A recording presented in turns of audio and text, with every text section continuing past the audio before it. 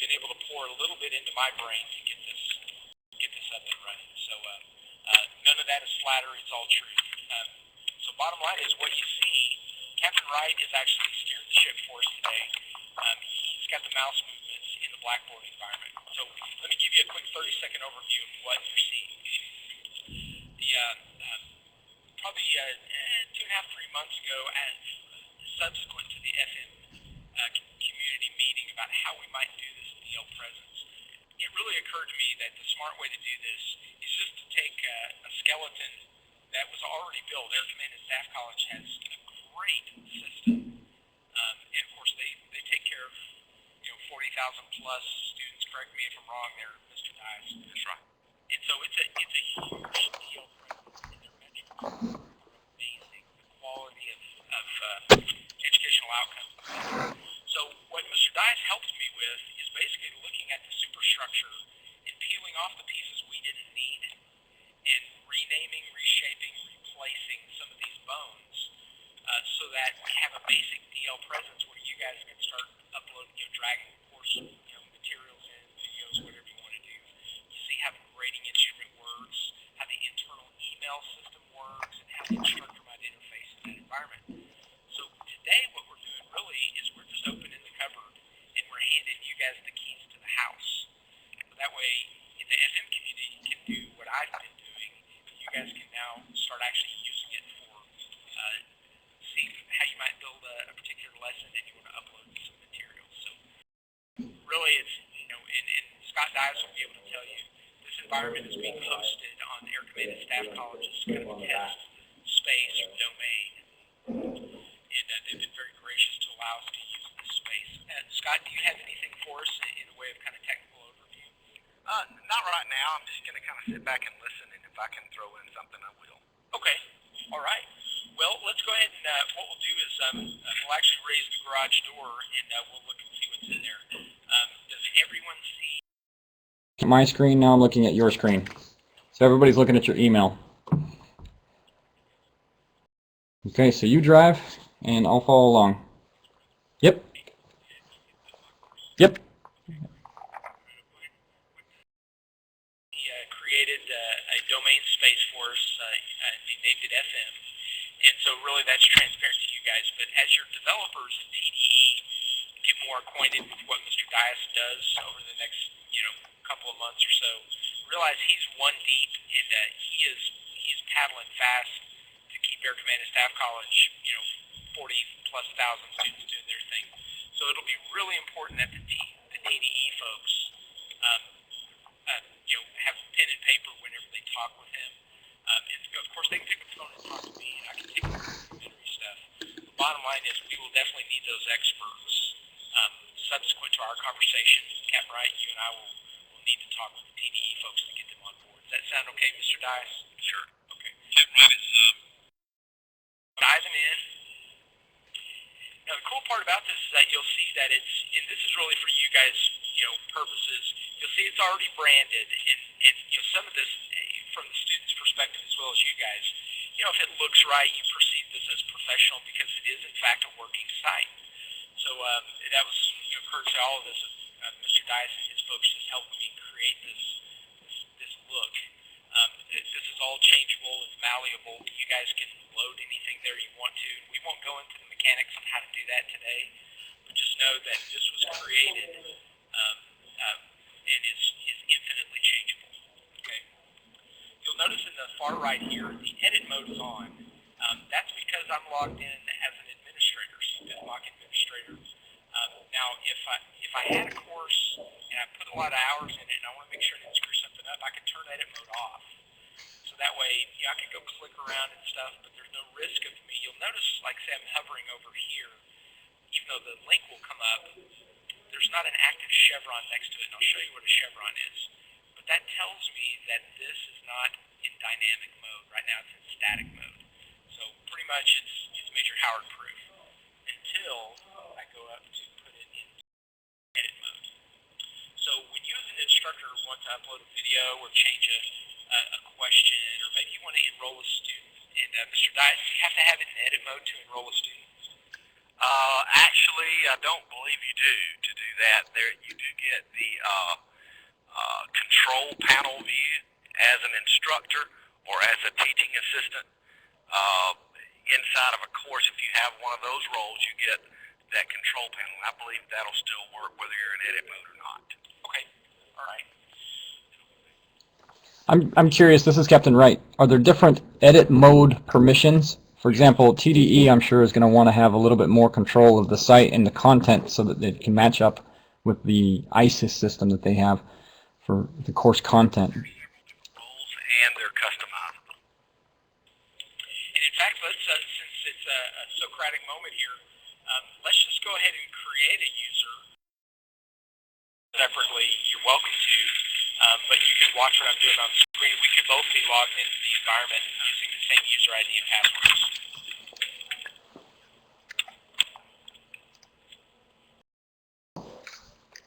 So you can have multiple users, we'll say, in the same permission set.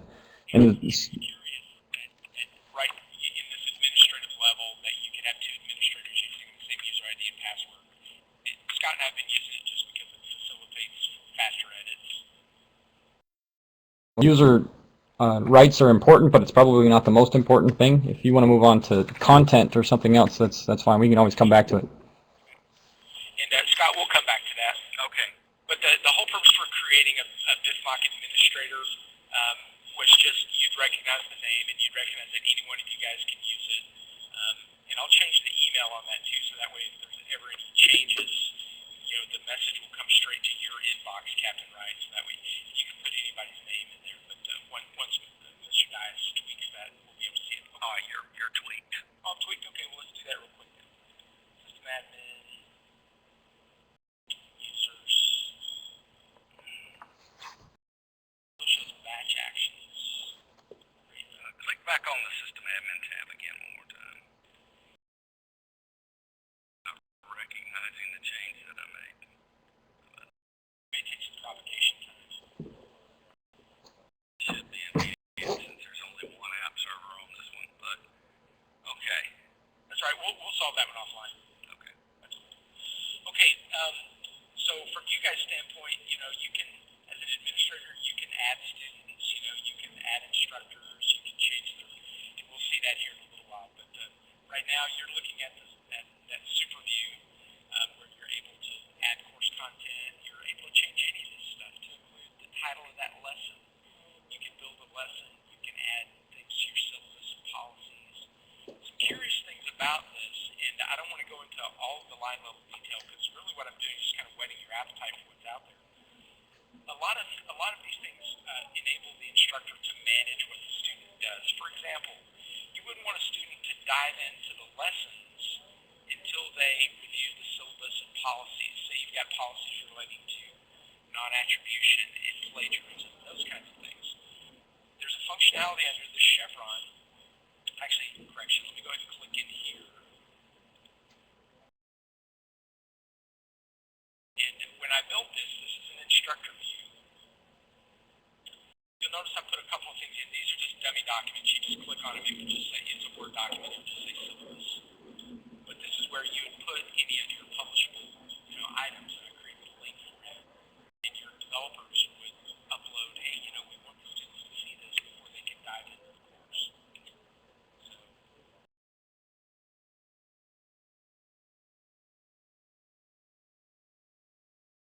but I put that there so you can see that there's a full range of things you can load there. Maybe there's a video that you want to upload here.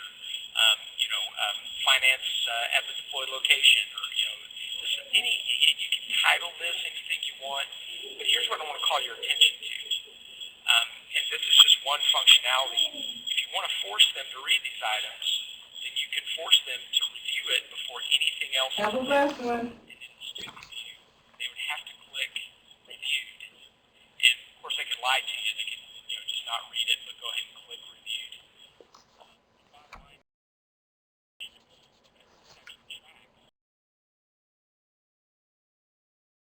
And you can enable those right here. You see where it says statistics tracking.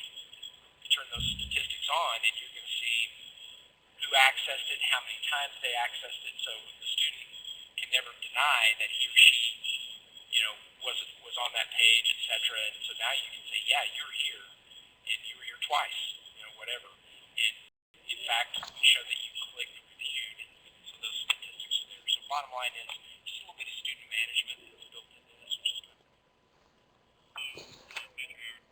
Some of these administrative taskings are things that you might want to have the students review.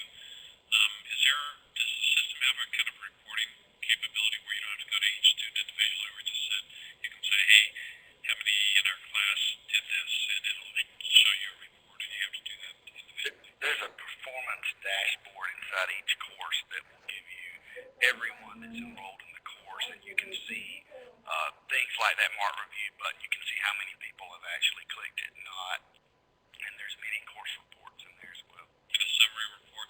Yes. Great. Is it under course tools? Let's see. Go to evaluation. Okay. And click on evaluation. It'll open up a couple of other items. Go to performance dashboard. Okay. And that'll list everyone in the course, and you can tell whether or not they've clicked on an item, if they've posted anything in discussion boards, that sort of thing. Oh, okay. And this is kind of outside of the accounting lines for me at this point, because I haven't explored probably 85% of the capabilities of this, 15% to get the ship ready to float. And but I know you said you were just going to put our taste buds. I just wondered from an instructor standpoint if they had some ability to be able to see what the students were doing. Yeah. And the other nice thing about some of these broader applications will be when a student answers a question, it'll alert you whenever you build these questions. You can, say for example, you're in the discussion board. They read the lesson, and now, based on the student assignments, on the discussion board, they'll go in and the way you build that discussion, you can have the discussion board alert you when a student has a reply that's ready to grade. Here's some that I built in here just to kind of see how you might build a lesson. And I gave the notional top titles, etc. Each one of these discussion boards is really a forum. So if you wanted to create a forum, what you're doing is creating a discussion question. And that's say for example, if you wanted to, we've got some questions here 1 through 8. You could delete all of those if you wanted to start creating your own, or you can edit it. But let's look at Bfmoc Student Icebreaker. I'm going to click on the chevron just so you'll see some of the options that would be available to you if you're editing or even creating a question. As we stated before, since we're in edit mode, all of these things you can change to include what you load in here. What do you want this to actually do in this discussion board? 300 words, introduce yourself to classmates, etc. Let's scroll further down. Here's where the instructor forces that question to be made in a certain way. For example, if we wanted to limit the visibility of that question until a certain point in the course, we could do it by date. And there's fancier ways to do it also that we can discuss with the developers offline. Mr. Dias can show us how to limit subsequent questions until you've completed previous ones, etc. And so there's a lot more capability there than my meager skill level will be able to demonstrate. So Captain Wright, I'm thinking that's probably a pretty good idea if you don't want students to kind of get out too far in front of your headlights on taskings, right? Agreed. In fact, I was hoping that there's some sort of function like that, forum availability for the content itself. In fact, right now I'm in a discussion board, so let me back out of that discussion board, and I'm just going to click on that chevron next to financial management. Same type of, actually, let me just click into that lesson, and then we'll see the kind of functionality that you have. In here, well, let me deal with your specific question first. Let's hover over this, and you'll see various capabilities like statistics, adaptive release. That's really what you're talking about when you're talking about when do I want to release this question, this information. Once again, you can get into the date, display after such and such, and display until. Let me speak to the issue of controlling course materials. This is kind of important, and here's why. I know you guys will, for the officers, it's not so much a a big issue for accreditation, et cetera, because you're not going to have as tightly controlled testing environment. But you still have the students can kind of get around you by, oh man, I've rolled into week 8 and I've already answered the questions, and they email them around you using their conventional email accounts. I would submit that to keep the course materials fairly well controlled, it would be important to do this. There's one other capability. There are many, of course, Mr. Dias could tell us about, but there's one capability in the discussion board that doesn't allow you to copy and paste. So that way, once the students put it in there and they hit transmit, it doesn't allow them to, refresh my memory, Mr. Dice, doesn't allow them to quote from that material, etc.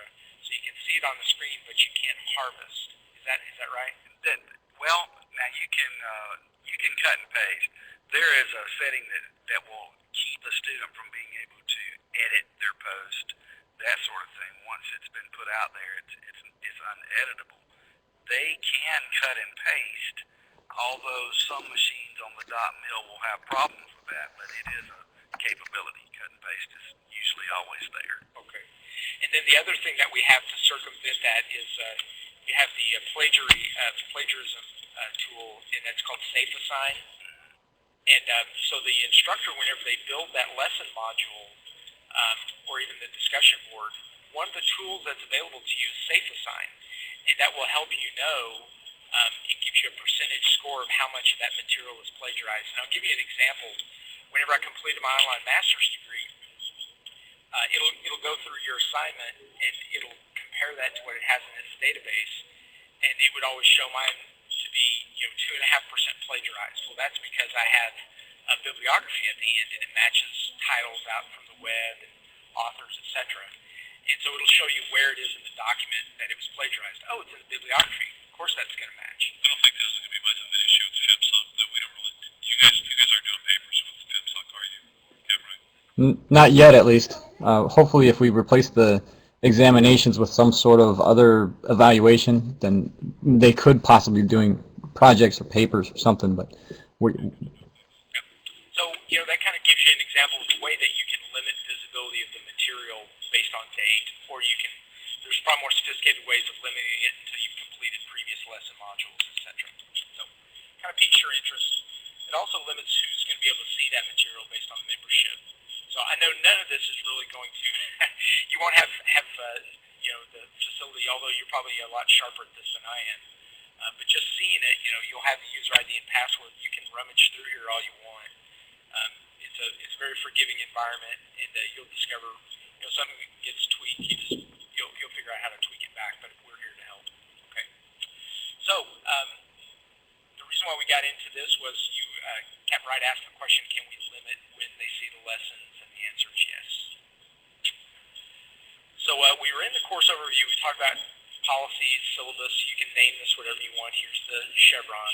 You can add functions to this. You can change it.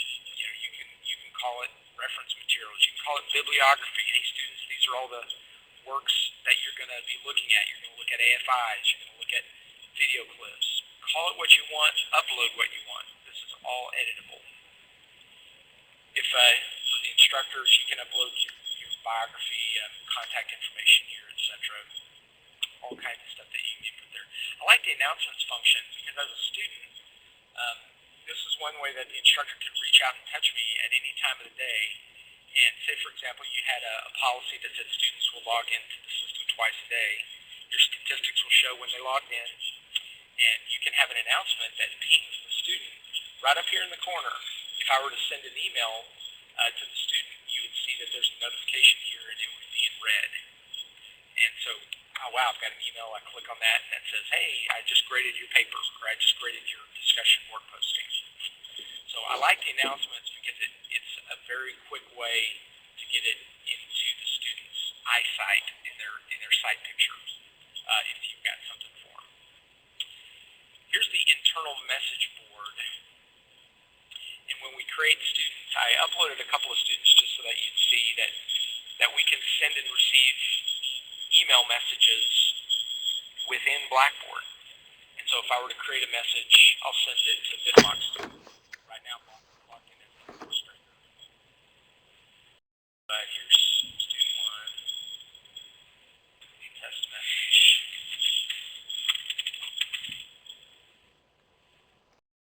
So this internal Blackboard emailing system, it's not attached to our .mil account. Not at all. That's correct. Just any old document. I may find a. In the process of testing this, I just want you guys to know I didn't reach a functional limit. I uploaded PDFs, pictures, Word documents, entire AFIs, etc. to see if I could task saturate this thing, and I was not able to do it. And of course, we're in a test domain, so it does have its limitations. Log back in as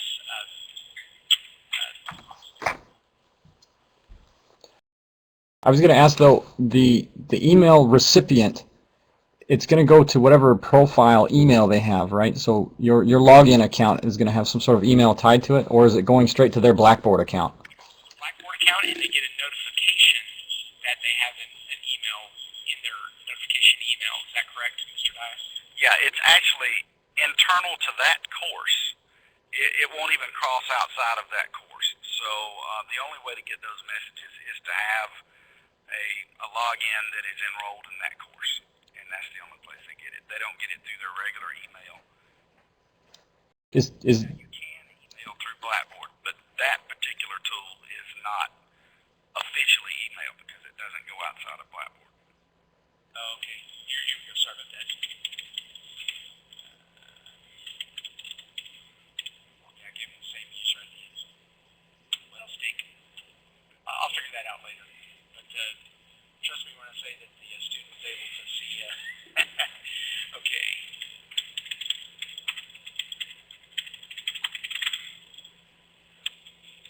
So is there a user guide that comes along with this capability? So Yeah. Actually, there's a link inside of the course that the instructor can get to. It's an online document.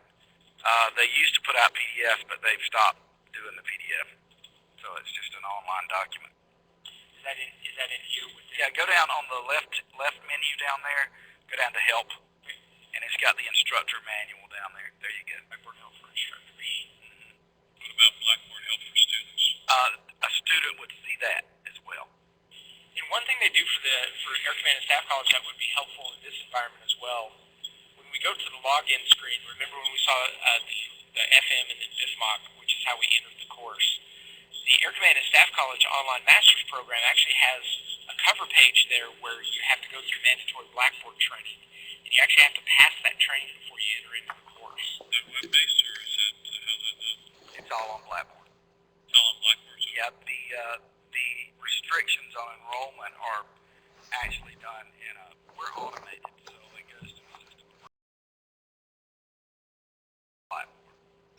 Okay, so you can do, as you get new students flowing in and out of the course, one of the early things you would be doing is giving them some Blackboard instruction. Yeah. Okay. Here's that instructor help. And I'm sure, the TDE folks will be all over this. How do you create, like, for example, multiple choice testing? Here's what I was thinking about, Mr. Dias. I'm sorry. For multiple choice tests, it will lock out your ability to browse the internet. Is that correct? There are products out there that it's called Lockdown Browser, that will do that, especially for testing. Stock out of Blackboard, I don't think Blackboard out of the box can restrict your browsing ability. Copy that. I don't know why that was familiar to me for some reason, but so you're thinking that's a third party? Yeah, there is a third party that does that, and it's a great product. Okay, but it's not in the box. Well, and what I don't want to do is I don't want to bore you guys to death. Some of the muscle movements here that we covered were kind of some utilities that give you an insight into how you how you might interface with students, how you might create and edit various functions. And one thing I do want to show you though is how does the instructor grade a student participation in an event. Let's go into the discussion board. And there's a concept that you guys are probably familiar with. It's called a rubric. When you create the course, you can create these things called rubrics. And we'll go down here under evaluation. Actually, where's the grade center? There we go.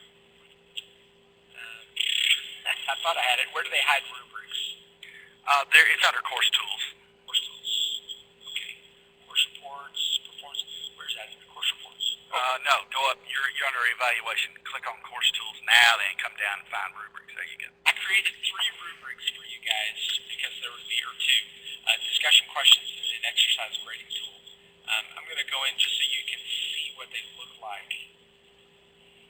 This is one way for you to be able to, you can manually grade everything if you so choose, but the cool thing behind the rubric is that it makes it very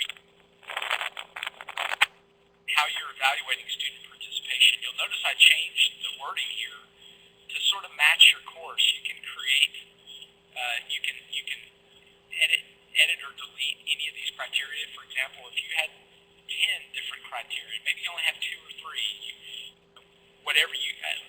These just happen to be what was already there in the skeleton, and I changed the names to protect the innocent. I made them financial, so I called this finance. And then I went into these various criteria. Like, for example, in this block, if the student's going to get 93 to 100% credit on this for a 30% of the total weight on the grade, as you can see, you can change that. If they want to get full credit in this block, they'll have to do these things. And all this text I put in there, I basically edited that.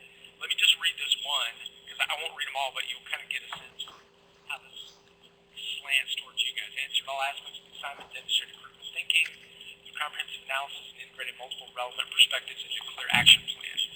Recommendations, let's see. Okay. Here's where it relates to you guys.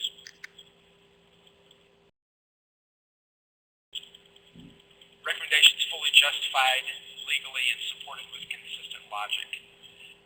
So I kind of thought, for you guys, the legal justification for financial transactions is going to be important.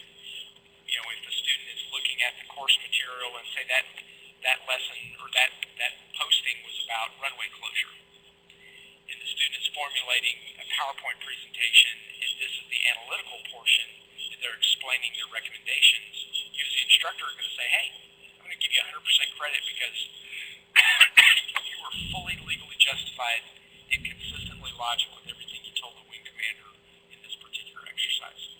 So, and these are all variable, of course. It has the ability also to, if math in public, if you put the wrong values in here, it has the ability to qualitatively adjust those. Are you still there? I'm still here. Okay, is Cat right there? Yes, sir. Okay, is Scott there? Scott may have dropped off. We'll wait for him. So, but that's a rubric, and I told you that I gave you 2. That's an exercise grading tool, and you'll see here presentation quality. Say, for example, this is the presentation of the wing commander, and you can have these students build a PowerPoint presentation individually, or you can have them work in groups. You as an instructor can set that up, so it would be a group grade rather than an individual grade. However that works for you. Right now, this is an individual grade.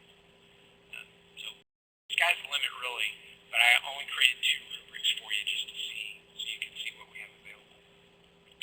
So whenever a student completes an assignment in the discussion board, I'll show you if you built a question, and we're not going to grade the icebreaker, but say this FM concepts DQ is a daily question. You can use that vernacular or not. But when you built that question, you had the option of assigning a rubric. And so when we look at this, we say, yes, we want to grade this. The icebreaker, we selected no grading in forum, but this one is a graded daily question. So what are we going to grade it against? Well, you can add a rubric. So that's what I did. One of the ones that I created, I added the rubric, and this is for the discussion question. And yes, I want the students to be able to see the rubric, so in their student view, they're able to see exactly what you're going to compare their performance against. Now, it's up to you. You can unselect this. Say, for example, you don't want them gaming the system. You can have them see the rubric after the grading. I don't see that has any real value, but it's up to you. Some other options I won't go into a lot of, but there's some reasons why. For example, you don't want the author to delete their own posts, and the reason for that I found as a student, our instructors disable this function also, because say for example you got into the discussion board and someone has a lot better answer than yours. So you got to delete yours and then try to tailor your answer without plagiarizing. Once, it's like painting graffiti on the side of a train. Once it's there, it's there. And so the author can't delete it, they can't edit their replies. You'll notice allow author to edit their own published posts. That's disabled. So is allowing them to delete. So that helps to keep them honest. Again, can they email around one another? Yeah, they can. But generally speaking, what I found is that it's very difficult to get someone to cheat for you in this environment, because it is like a spleen donation to give a really competent answer in 300 words that doesn't sound just like your neighbor's, because then your neighbor's going to grade your response and they're going to have 150 words or whatever. It's a very thought-provoking process. And I can tell you, in nearly 3 years of doing online education, not once did it occur to me that, hey, someone would be dumb enough or have enough time to master this particular block to cheat in 300 words or less for me. It was painful. I mean, there were times, and we don't see your students doing this, but they'll be working during the day. There were times I was up till 3 in the morning just massaging a masterpiece 300-word reply. So it indeed demands critical thinking from your students. Does that make sense?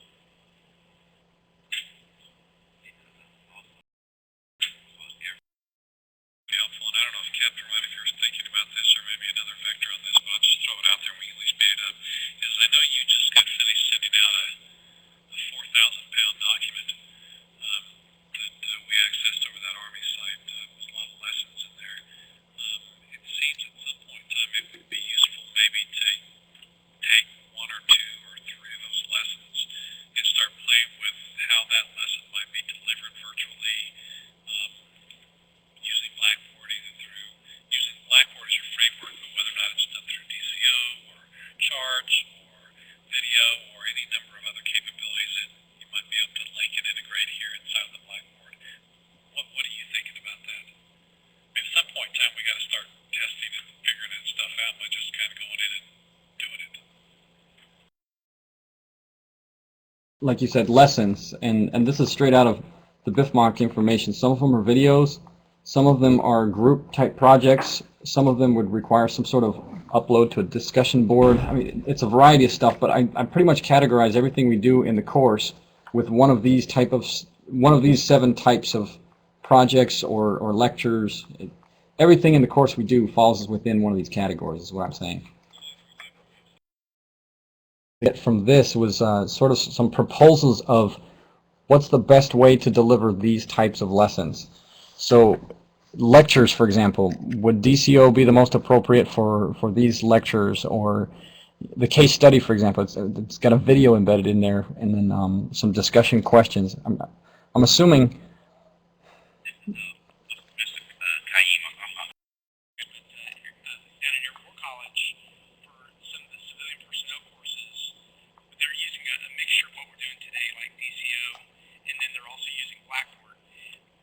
Blackboard is so handy in this environment is because it has the ability to, it's a management tool, grading and student announcements and scheduling and those things. Watch2 sort of brings some of those capabilities in, but it also has a DCO function that is a little bit more like an interactive classroom. So it's a virtual classroom. So it has kind of the DCO function, but it also has, and I'm trying to recall, we went to the briefing a couple of months ago when the Watch2 reps actually came to see us.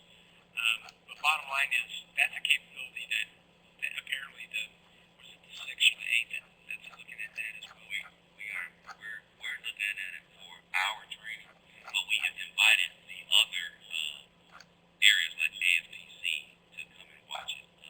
Invited A5 because they had a lot of ancillary type training. Yeah, that is Air Force wide, but for tech training, that is what we're looking at it to be able to push it forward to get. So is the intent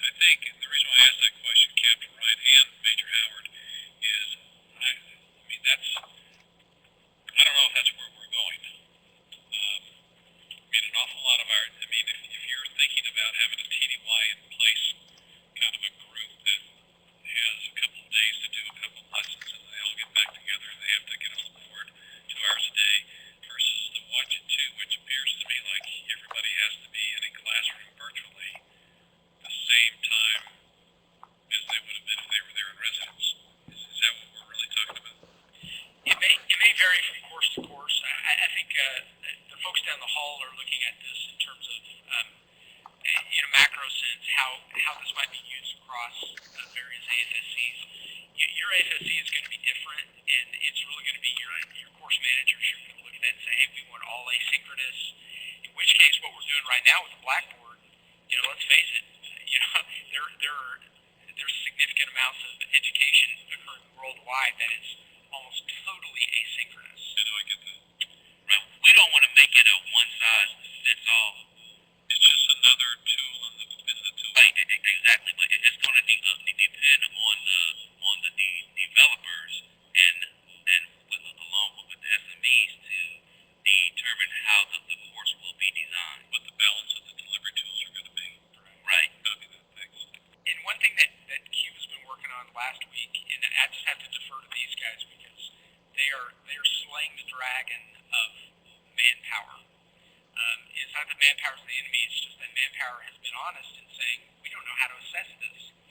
So what we've done is we've, in interviewing these different companies with capabilities, we've allowed manpower to see that there is different operational costs.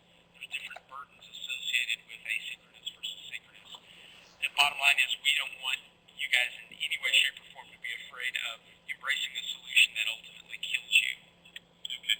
Yeah, that manpower thing doesn't really water my eyes much. I got to tell you, Major Howard, we got to the moon faster. We'll get a manpower standard for virtual training. Yes, sir. Totally. Well, and I know your years of being a group commander, I know you know that better than we do. So that is certainly a point that is obvious to us. And I think from you guys' standpoint, when we look at the Blackboard environment, you've got something, and not only you've got advocacy from us, you've also got expertise at Air Command and Staff College. Now, I will say this, and this is, if Mr.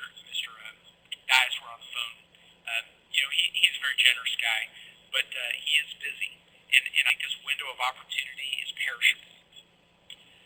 I think what happens in the next 2 to 3 months from the TDE perspective is going to be very important. So Mr. Martin and his folks will have to get some equity in this, so that way they're able to help Captain Wright and others, because really his function in life, when Captain Wright will say, hey, we're modifying some lesson plans and we're going to need some, and he's got a shopping list. We've got some video things. Hey, we want to put a multiple choice question in here, and he's going to need in-house experts, and that's what the TDE folks will do. Captain Wright, what's your instinct right now based on the presentation and what you may be able to do to deliver the virtual piece of it based on how we separated the CTS?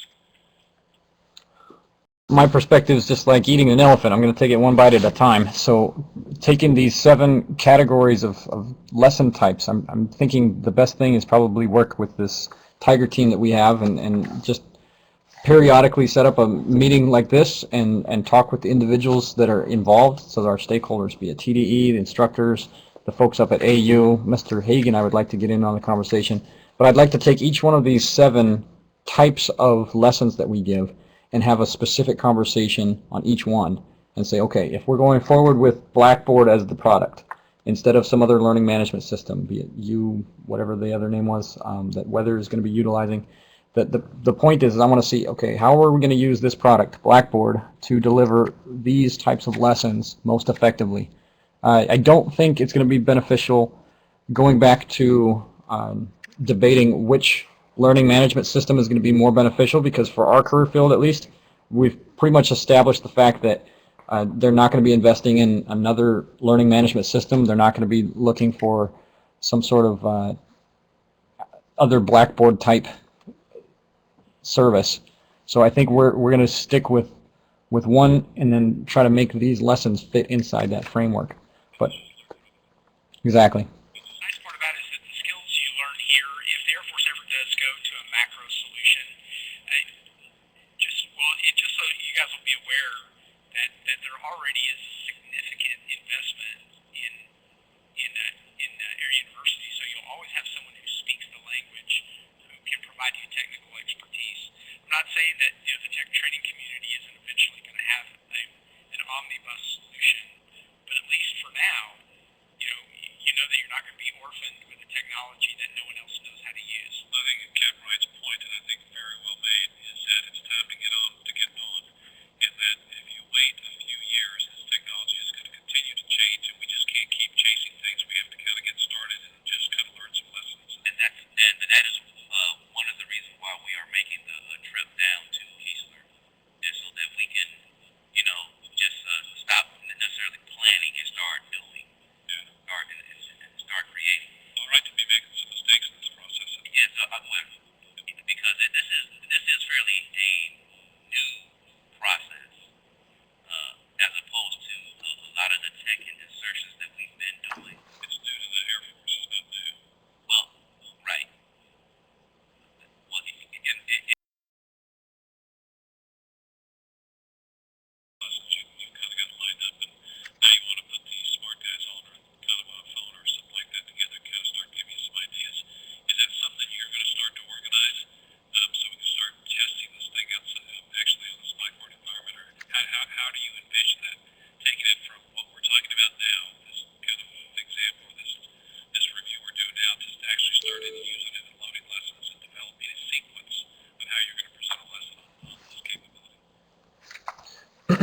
I honestly think those are two separate questions. The first question was how do I think we're going from here to actually get this stuff into Blackboard? One, we've already gotten a head start in that I've categorized all of our Bfmoc lessons into these 7 categories, and so I think we could pretty easily take what we have in the Bfmoc course and section them off into these type of lessons. So one example would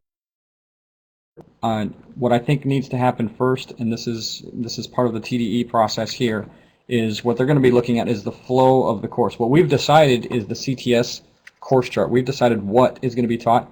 What TDE has yet to say is in what order we're going to teach those things. So as you saw in the course chart, we did enumerate sort of the subjects, but we didn't say which block, which objective is going to go in what order. So that's their next step, and that's definitely going to correlate directly into how we load this into Blackboard. I think for practice purposes, we can work with the framework that I've already set up, and that is just find out what the best way is for each one of these 7 types of lessons. But we can change the order later as long as we have the content loaded in.